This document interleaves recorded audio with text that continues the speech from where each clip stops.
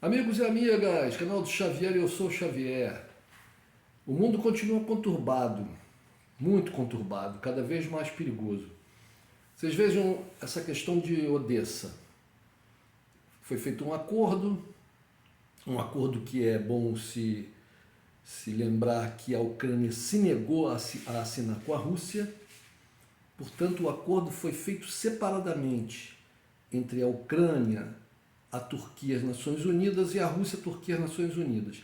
Não foi feito entre Rússia e Ucrânia, porque a Ucrânia se negou a assinar um acordo junto com a Rússia. Então, isso talvez seja até uma prova de que a Ucrânia é que vem se negando a fazer acordos com a Rússia. Foi necessário que tivesse terceiros, no caso a ONU, Guterres, né, o secretário-geral da ONU, que também, diga-se de passagem, teve um comportamento muito ruim lá atrás, né, quando tomou partido claramente contra a Rússia. Né, ele não poderia ter feito isso, porque ele é secretário-geral das Nações Unidas, de todas as nações, e não de uma parte das nações. Mas tudo bem. Eu acho que tentou lá se desculpar com a Rússia de alguma maneira, tanto que a Rússia aceitou lá a mediação dele, junto com a Turquia. Né? E então fizeram um acordo. Esse acordo daria um prazo de 120 dias, que a Rússia interromperia ataques a Odessa, né? 120 dias, aproximadamente 4 meses, e para que fossem escoados os grãos que estão estocados na Ucrânia, que esses grãos pudessem ser colocados no mercado internacional e resolver os problemas de desabastecimento do mercado internacional e a alta dos preços, etc. E é claro que esses grãos, o dinheiro da venda desses grãos, que seriam vendidos os grãos, não seriam doados, seriam vendidos, o valor da venda desses grãos iria também para o governo ucraniano, né? E os cálculos do próprio governo ucraniano é que teria alguma coisa de 10 bilhões de dólares em grãos estocados. É muito dinheiro. É muito dinheiro. Essa quantidade de grãos é valiosa. Pois bem, e a coisa começaria na sexta-feira. Mas acontece que houve um ataque que tudo indica a princípio, eu não posso afirmar categoricamente, porque numa guerra a primeira vítima é a verdade, e só quem pode saber exatamente, verdadeiramente, quem atirou foram aqueles que atiraram, quer dizer, quem lançou os mísseis que lá caíram foram aqueles que lançaram os mísseis, né? É claro que órgãos de inteligência, de vigilância de outros países, como os Estados Unidos, podem até identificar isso, mas a gente não sabe se como os Estados Unidos têm um lado, a gente não sabe se estão falando a verdade. Mas parece que tudo indica que realmente foram os russos que enviaram os mísseis e atacaram a região. Mas também tudo indica que esses mísseis não atingiram os silos de grãos, que eles atingiram operações militares, áreas militares, parece que pequenos barcos da marinha ucraniana que estariam ali próximos e tal. E parece também porque a Ucrânia teria se aproveitado dessa trégua dos russos e tentado ali colocar alguma questão de saída de alguma coisa que não estava previsto, ou de entrada de alguma coisa. Tudo muito nebuloso, tudo muito nebuloso. O fato é que esse ataque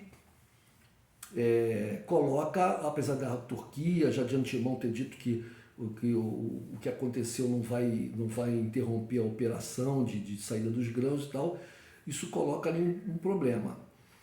Talvez esse ataque, porque as coisas no mundo, gente, nesse mundo, a geopolítica é uma coisa complexa. Os países, há vários países que estão já há muito tempo fazendo jogos de guerra. São jogos, né? São jogos. É um tabuleiro e mexe-se uma pedra aqui, uma pedrinha ali e tal. A Turquia, por exemplo, é um país que no cenário internacional ela tem um pé lá e um pé cá. No governo do Erdogan, ela faz esse jogo duplo. Na verdade, a Turquia, ela foi, vamos dizer assim, ela foi empurrada para esse jogo. Quer dizer, a Turquia, geograficamente, está numa posição muito estratégica no mundo, ali na passagem da Ásia para a Europa, ali no Mar Mediterrâneo. Então, é uma posição muito estratégica, sempre foi. Sempre foi. Né?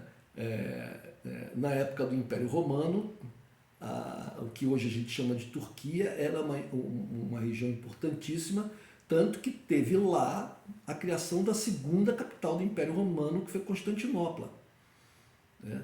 Que hoje é a capital da Turquia, Istambul, né? Mas que foi fundada por Constantino como Constantinopla e passou a ser mais rica do que a própria Roma, porque era nessa cidade que concentrava o comércio, a passagem das riquezas da Ásia para Roma. Então era uma espécie de entreposto e ali ela foi enriquecendo com o comércio e ficou riquíssima. O Império Romano do Oriente, com a capital em Istambul, capital em Constantinopla. Depois houve uma divisão, não vou contar aqui a história do Império Romano, que esse canal vai falar disso, mas houve uma divisão. O Império Romano chegou a ter duas capitais, né? Constantinopla e Roma. Depois, quando houve a partição do Império Romano, o Império Romano do Ocidente caiu na mão dos bárbaros e o Império Romano do Oriente perdura ainda, né? Só vai terminar com a queda de Constantinopla. Isso já na Idade Média, já no período que é a transição ali entre Idade Média e a chamada Idade Moderna, né? Então, gente, essa região, a Turquia é uma região muito importante, muito estratégica. O governo do Erdogan, a Turquia do Erdogan, e até antes dele, ela vinha pleiteando a entrada para a União Europeia. Mas essa entrada para a União Europeia foi sendo empurrada com a barriga, empurrada com a barriga, empurrada com a barriga, pelo simples fato que a Europa teria grande dificuldade de aceitar um país que tem uma população grande, né, por padrões europeus, obviamente, em relação aos outros países europeus, tem uma população grande e uma população muçulmana, população grande e muçulmana. A Europa é majoritariamente cristã. Existem populações muçulmanas, sim, até em pequenos países, mas existem colônias nos países europeus, de imigrantes, mas é uma população majoritariamente cristã. Admitir um país de religião muçulmana seria complicado para a visão dos europeus. Então isso foi sendo empurrado com a barriga. Foi sendo empurrado, e a Turquia percebeu que isso não queria acontecer. Então, a partir daí, se intensifica o jogo duplo do Erdogan. Há algum tempo atrás, houve um problema que a Turquia comprou baterias antiaéreas dos russos, os famosos tem S-300, S-400, S-500. A Turquia comprou algumas. São consideradas as melhores baterias antiaéreas do mercado mundial de armas. E isso contrariou muito os Estados Unidos, porque quem pertence à OTAN, e a Turquia pertence à OTAN, veja bem, eu estava falando que a Turquia tem dificuldade de entrar na União Europeia, mas ela pertence à OTAN. São coisas distintas, dependendo dos interesses, né? São coisas distintas. Portanto, quem pertence à OTAN é obrigado a comprar e utilizar armas da OTAN. E as armas da OTAN são armas norte-americanas. São basicamente armas norte-americanas. Então, a Turquia, comprando essas armas russas, ela estava contrariando essas regras internas da OTAN. E eles foram advertidos pelos americanos e se lixaram. Se lixaram e continuaram com o processo e compraram lá as armas, as baterias antiaéreas. Os americanos não puderam fazer grande coisa. Por quê? Bom, mas antes de explicar por quê, eu tenho que voltar também um pouquinho. Antes disso, houve uma tentativa de derrubada do governo do Erdogan, uma tentativa de golpe na Turquia, que foi descoberta pelo pelo serviço secreto, pela inteligência turca. Algumas vozes dizem até que os turcos foram avisados pelos russos sobre isso. Mas, como o governo turco descobriu isso, eles conseguiram conter o golpe, né, estrangular o golpe, prenderam milhares de pessoas, gente do alto escalão, inclusive do judiciário, das Forças Armadas e tal, e acusaram que o golpe teria partido de uma liderança turca que vive no exílio, uma liderança contrária ao governo do Erdogan, que vive no exílio radicada, exilada nos Estados Unidos. Então, a Turquia pediu a extradição desse cidadão turco, mas os Estados Unidos não concederam.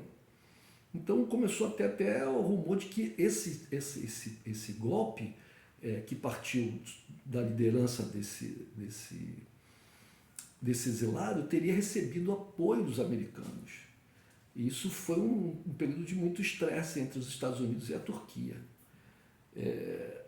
No entanto, apesar disso tudo, a Turquia ela utiliza muito bem essa permanência dela na OTAN, porque a Turquia tem uma série de litígios, né, de disputas e de concorrências, por exemplo, com outros países ali da região do Oriente Médio e inclusive até com a Rússia. Isso se dá há muito tempo, desde o chamado Grande Jogo, lá no século XIX, onde o Império Turco-Otomano e a Inglaterra e a Rússia disputavam influência ali naquela região. É uma coisa antiga. É claro que a Turquia de hoje em dia não é o Império Turco-Otomano, ela é bem menor. Mas, sob o governo do Erdogan, eles pretendem, né, manter um certo status igual tiveram no passado e tal. E para fazê-lo, para manter esse status, eles tentam se aproveitar dessas circunstâncias, como falei, a circunstância geoestratégica que eles têm, né?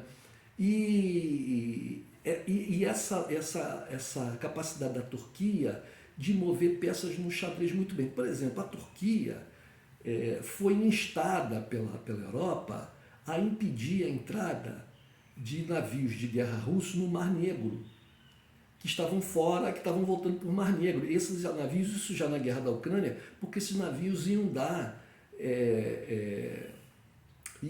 apoio, né, às forças de terra russas na Ucrânia. No entanto, a Turquia foi pressionada a impedir, porque eles têm que passar pelo canalzinho do Bósforo ali, e pelo Mediterrâneo e passar ali pelo Bósforo, que é controle turco. Os turcos poderiam ter feito isso, mas os turcos, não, mas existe a convenção da ONU, tal, que fala que se os navios estiverem voltando para a sua base original, eles têm permissão, né? Porque são leis, né? A lei depende de interpretação, você pode interpretar de um jeito ou de outro. Mas isso que os turcos fizeram, por exemplo, foi um grande favor aos russos, né? Por exemplo. O fato é que russos e turcos, apesar de, na sua área de influência, terem muitas vezes se chocado e tal, eles sentam e conversam. Como eu acabei de falar, os turcos compraram baterias antiaéreas russas, né?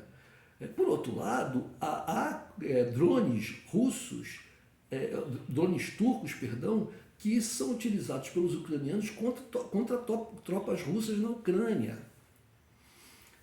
Há coisa de alguns dias atrás, os turcos atacaram um resort no norte do Iraque e mataram civis. Foi uma coisa que criou uma tremenda consternação no Iraque. Inclusive, os turcos mantêm controle sobre determinadas áreas do Iraque, áreas fronteiriças, melhor dizendo, por causa da questão dos curdos, que os turcos têm como sendo um grupo terrorista, principalmente o PKK, que é o Partido do Kurdistão e tal. A tradução é mais ou menos essa. Mas ali é uma área muito complexa. Os turcos têm um poderio, isso é uma outra questão. Quando eu falei por que os americanos não fizeram algum tipo de intervenção quando os turcos resolveram comprar armas russas, quando os turcos estiveram muito atritados com eles por causa do golpe que eles colocaram a culpa nos Estados Unidos, etc. Por que os americanos não fizeram algum tipo de intervenção? Bom, por várias razões. Uma, os turcos têm um poderio militar considerável. Eles têm um poderio militar considerável. Os iraquianos, por exemplo, não podem fazer frente aos turcos, né? Os turcos fazem um papel que de muitas maneiras interessa aos americanos, por exemplo, na Síria, onde eles dominam áreas da Síria, né? Até hoje, terminada praticamente a guerra lá na Síria e tal, terminado o Estado Islâmico, toda aquela história de algum tempo atrás aí que ficou na mídia há muito tempo. Apesar disso, os turcos continuam dominando uma parte do território sírio, né? Inclusive naquela região da Síria, ali naquela fronteira da Síria, houve um caso de uma derrubada de um avião militar russo, isso também há pouco tempo, não muito tempo atrás, mas há alguns anos, houve a derrubada por forças turcas, derrubaram um avião militar russo, os russos dão apoio até hoje, né, às forças militares sírias, ao governo sírio, e na época o Putin chegou a dizer que haveria retaliação e tal, mas depois acabaram entrando num acordo. Porque existe um xadrez ali. Então eu penso, e muitos que estudam, que analisam esse tipo de coisa, que esse ataque russo, esse possível ataque russo a o que se diz serem grupos militares ucranianos ali no porto de Odessa, isso depois de ter sido feito um acordo com os turcos, seria uma espécie de uma resposta aos ataques turcos no norte do Iraque. Porque um pouco antes disso, alguns dias antes, alguns dias atrás, o Erdogan, o Putin e o líder iraniano tiveram uma reunião no Irã, onde eles tentaram acertar algumas coisas e a coisa não saiu muito bem como a Turquia queria. Houve a coisa não saiu bem. Esses dois países, o Irã e a Rússia, não apoiaram as demandas russas na região do norte do Iraque, na região fronteiriça com o Iraque e na região fronteiriça com a Síria. Então, os turcos que em algum momento, como eu falei, na questão do retorno dos navios de guerra russos para o Mar Negro, e na questão do acordo ali junto com os russos para a saída dos grãos em Odessa, que pareciam estar numa boa conversa com os russos, lá no Irã a coisa não rolou muito bem. Aí tem um ataque turco ao norte do Iraque, aí tem um ataque russo no porto de Odessa, atacando forças ucranianas, ou sei lá, alguma coisa. O que se sabe é que esses ataques de mísseis da Rússia não atingiram os grãos, os silos com os grãos, nem navios com grãos. Atingiram alguma força ucraniana. Então, gente, isso é apenas para a gente entender como é que esse xadrez é difícil. E outra, como é que essas coisas, de tão enredadas que são, elas podem, num determinado momento, dar um nó, um bolo, sabe, formar ali um emaranhado, e a coisa explode. E se perde o controle, porque eles acham que tem o controle, mas estão sempre ali no limite, sempre no limite. E de uma hora para outra a coisa pode... Então nós não vivemos tempos tranquilos, não vivemos tempos tranquilos. A coisa na Ucrânia continua feia.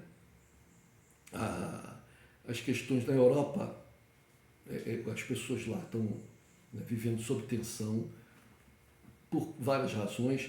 Por quê? Primeiro porque a coisa da guerra iminente nunca teve tão forte. Isso depois, obviamente depois do término da Guerra Fria, do término da União Soviética, né? É uma coisa que se ficou aí 30 anos sem ter essa sensação tão forte de guerra na Europa. Isso deixa as pessoas muito tensas. Segundo, porque a questão econômica, a questão da carestia, a questão da falta de produtos, né? A questão do desemprego, que já está batendo lá na Europa, que já saímos de num período de pandemia que as coisas já não foram muito boas.